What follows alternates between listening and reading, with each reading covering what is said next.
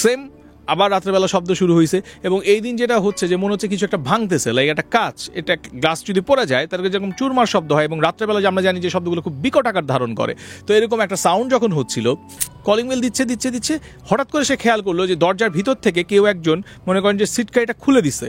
মানে একটা বাসায় যদি কেউ নাই তো সিটকারি তো খোলার প্রশ্ন আসে না, দরজাটা যদি লক করা থাকে তাহলে তো খুলবে না, বাট মনে হলো দরজাটা কেউ নাড়লো এবং সিটকারিটা খুলে গেল। অ্যান্ড ওই কেয়ারটেকারে যখন ও প্রশ্ন করছে এখানে না বলে কেউ থাকে না, এই চেয়ারগুলো একদম দুলতেছে কেন, কেয়ারটেকারও হতভম্ব হয়ে গেছে।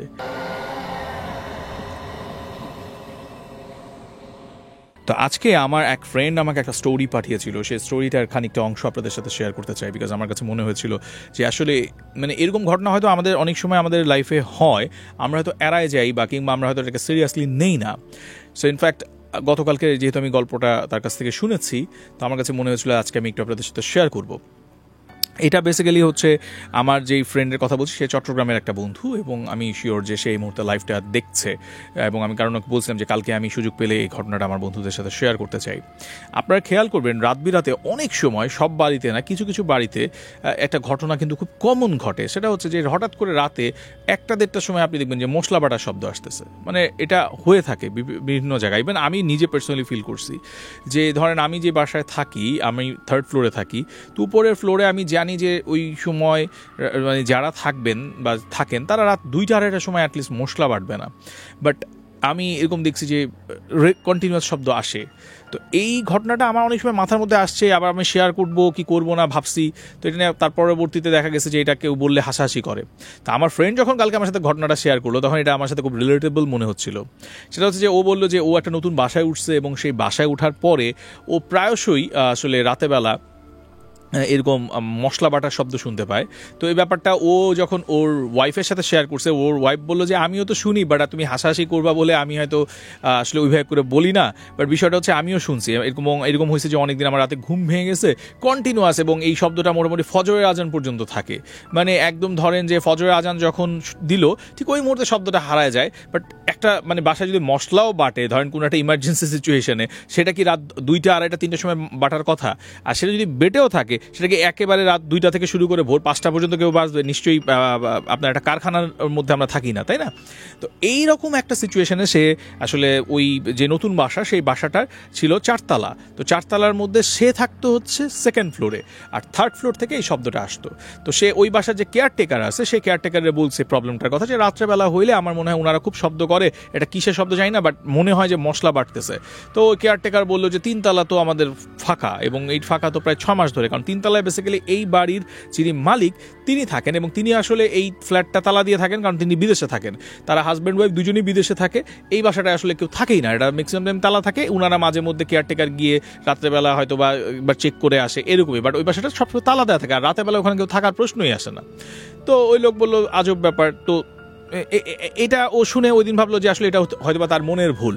তো ওই দিন যেদিন উনি জিজ্ঞেস করছে, ওই দিন রাতেবেলায় যে ঘটনাটা ঘটছে, সে বলতেছে যে উপরে মার্বেল খেলতেছে, জাস্ট লাইক মার্বেল, এই মার্বেলটা খেললে যেরকম একটা শব্দ হয় এরকম একটা নয়েজ আসতেছিল, এবং এই নয়েজটা যখন সে পাইছে সে তার ওয়াইফকে ডাকছে। ডাকার পরে তার ওয়াইফ যখন উঠে বলছে আসলেই তো মনে হচ্ছে কেউ মার্বেল খেলতেছে, এত রাত্রেবেলা এটা কোনো কথা নাকি, কি একটা ডিস্টার্বের মধ্যে পড়ে গেলাম, প্রত্যেকদিন রাত্রেবেলা এক রকম ঘটনা।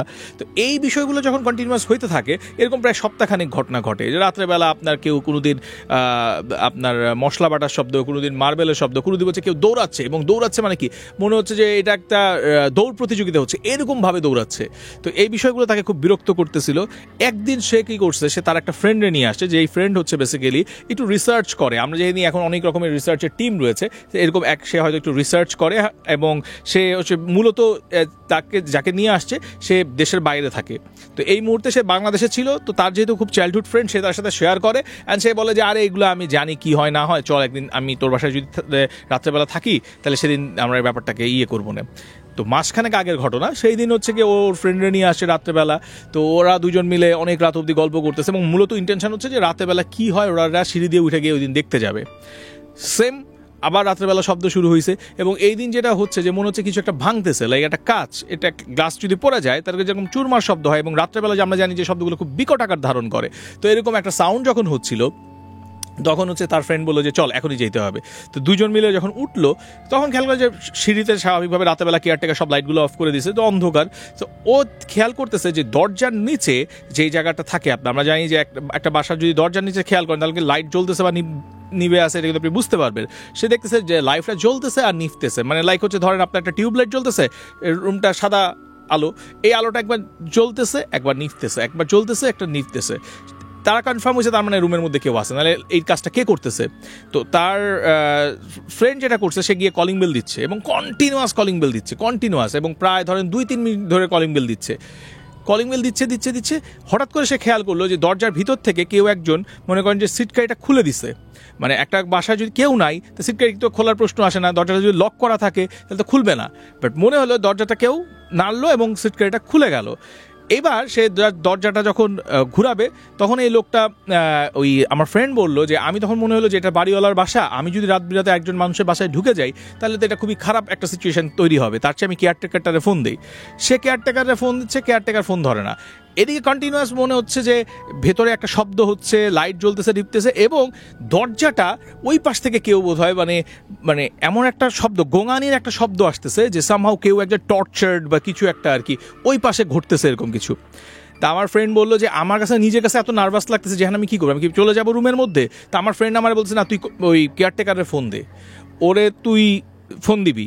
তো পরে যেটা করছে যে একটা সময় কেয়ারটেকার আসছে প্রায়, কিন্তু এর মধ্যে আধা ঘন্টা ধরে এই কাহিনীগুলো ঘটতেছে, ভিতরে একজন গোঙানির শব্দ, লাইট জ্বলতেছে নিভতেছে এবং কন্টিনিউয়াস কাঁচ ভাঙার একটা শব্দ হচ্ছে।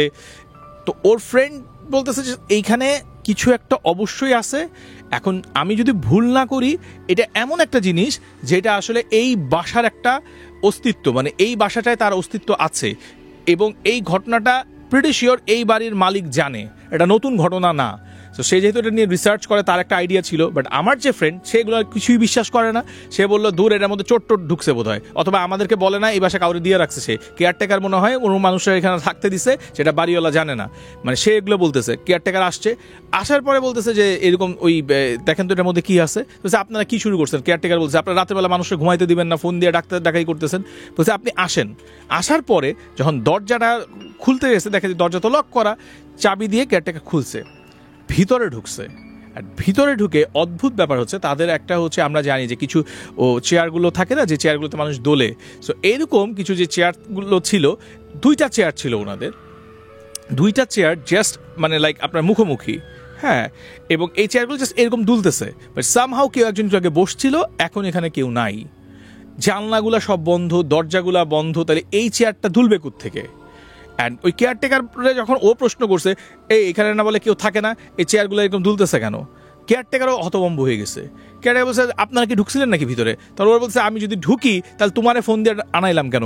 আর ফোন দিয়ে আনাইলাম যখন তুমি তো চাবি দিয়ে দরজার ভিতরে ঢুকলা, আমি যদি তোমাকে বলছি এর ভিতরে কে আছে? ওরা পুরো বাসা তন্ন করে খুঁজতেছে। এখন কেয়ারটেকারও ভয় পাচ্ছে, আমার ফ্রেন্ডও ভয় পাচ্ছে। তো যেই ভদ্রলোক আসলে বেসিক্যালি ওই রিসার্চ করে, সে বললো যে আপনারা ভয় পাওয়ার এখানে কিছুই নাই, সে কিছুই করবে না, সে মানে বরং জানান দিতে চায় যে সে এখানে আছে, মানে এইখানে এমন একজন আছে যে আসলে বোঝানোর চেষ্টা করে যে এই বাসাটা ফাঁকা রাখো, এটার মধ্যে তোমরা থাকতে চাও না। অ্যান্ড একটা পর্যায়ে গিয়ে আমার ফ্রেন্ড বলে সে সরাসরি ওই মালিকের সাথে কথা বলে, কেয়ারটেকারের কাছ থেকে বাসা ভাড়া নিয়েছিল, সে জানে যে এখানে যে দম্পতি তারা বয়স্ক, তারা বিদেশে থাকে এবং তারা 7-8 বছর পর দেশে আসে। সে তখন ওই কেয়ারটেকারের কাছ থেকে নাম্বার নেয়, নাম্বার নিয়ে সে ফোন করে, অ্যান্ড ফোন করে সে একটা সময় যখন ওনাকে অনেক বেশি করে যে আপনি আমাকে বলেন, এটা আমার জানা উচিত, সামথিং ইজ রং হেয়ার, তখন সেই ভদ্রলোক বলে যে এই বাড়িতে বেসিক্যালি ওনাদের একটাই ছেলে ছিল, বড় ছেলে, অ্যান্ড ওই বড় ছেলে হচ্ছে বেসিক্যালি একটা মেয়েকে ভালোবাসতো, কিন্তু তার বাবা মা তার সাথে তার বিয়ে দেয় নাই, মেয়েটার একসময় বিয়ে হয়ে যায়, এবং ওই ছেলেটা মানে একটা পর্যায়ে এই বাসা, এই 3 তলার যে বাসাটার কথা বলা হচ্ছে, এই বাসায় সে সুইসাইড করছিল। এখন সুইসাইড করার পর থেকেই এই বাসায় এরকম অদ্ভুত ঘটনা ঘটে।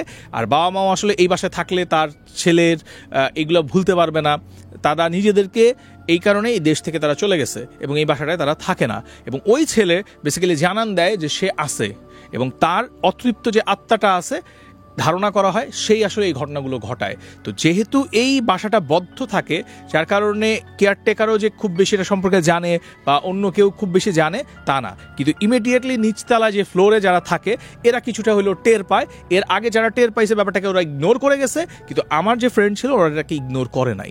তা আমি গল্পের শুরুতেই আপনাদেরকে বলতেছিলাম এমন অনেক ঘটনা আমাদের চারপাশে ঘটে যেগুলো আপনি হয়তো স্বাভাবিকভাবে আরে রাত্রেবেলা এরকম আওয়াজ হয়, হয়তো দূর কোনো বাসায় আওয়াজ হচ্ছে, আমার মনে হচ্ছে আমার বাসায় হচ্ছে, এরকম মনে হয়, এরকমভাবে আমি ইগনোর করে যাই। বাট ট্রাস্ট মি, লাইফে অনেক কিছু ঘটবে যেটা তুমি দেখো নাই, বিশ্বাস করো।